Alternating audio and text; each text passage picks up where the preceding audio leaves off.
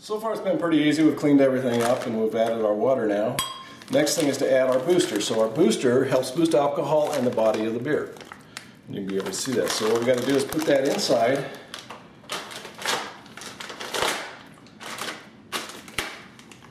We need to mix it in this, and this is actually this does take some hot water. After we mix this together, we're going to boil this up so we get a good saturation on it. Essentially, the idea is to bring this whole sugar into here, get it mixed up so it doesn't clump, and then we can get a nice, good mix on it. So here's what we're doing. We're actually boiling this and getting this really dissolved. We're going to heat it up and boil it so that what you want to do is make sure you've got a good stir on it, you've got everything in there. I've got most all of it dissolved, but I put it on the heat just a little bit early, but the whole idea is to get this as dissolved as possible and then bring it up to a boil. Our sugar comes to a boil here in just a moment. We're going to be adding the malt. Of course, the yeast comes with the malt underneath the cap, so we'll need to remove that and get it out of the way. And we'll need to open up the malt with a can opener just as soon as we can take this off the heat. Then we add that malt. While it's still warm, it'll help dissolve the malt, and then cool it off a little bit at the same time we can put it into our fermenter.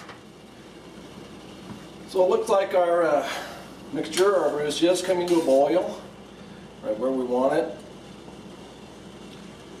So at this point, we're going to take it right off of the heat. We're going to move it off to the left here, and we're going to add our hopped malt extract. So it's all clear. It comes pre-hopped. You don't have to worry about getting hops. Just moving in a little closer so we can see what we're doing over here.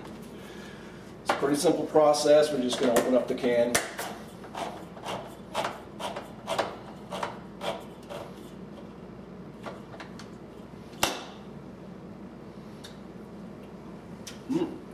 Tastes good. Hoppy. So we're just going to add that right in. We're just going to stir right into our mixture. It's already nice and warm. This will help dissolve that extract. Get her all out of there.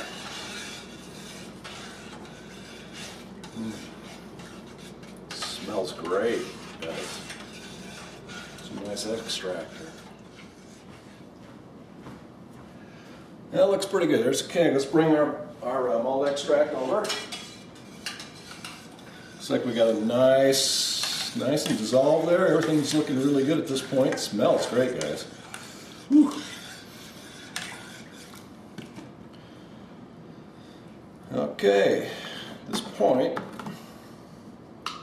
we go ahead and pour our wort into our fermenter.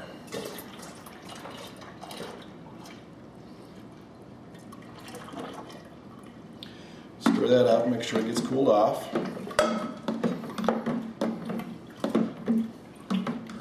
Yeah, it's not too bad. Working out pretty good. It's not too warm. Now our next step is to add a little bit more water. Get back to our cup again. And it says I should be up to about 8 quarts or 8.5. So we're just going to go ahead and add some more. So we'll stir that just a little bit more. Make sure everything's mixed up good.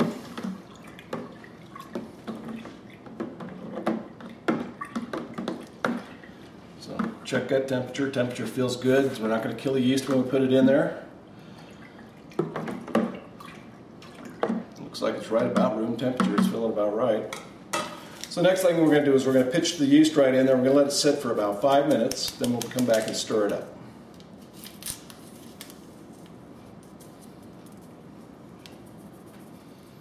Alright, it's been about 5 minutes now, so we're going to go in and stir up that yeast. This is called pitching the yeast. We're just going to stir it really well. Make sure that it gets really mixed up well with everything that's inside. Be careful not to scratch the insides of the thing. I'm trying to be careful here, but I'm not that great at this. This is a handy little thing though for our 2 gallons of beer. This is going to be pretty quick and easy. I think we got it all done. I think at this point we're just going to make sure that it's all cleaned off nice and good, and then we are just going to screw that down, and we're going to let it sit for a couple of weeks.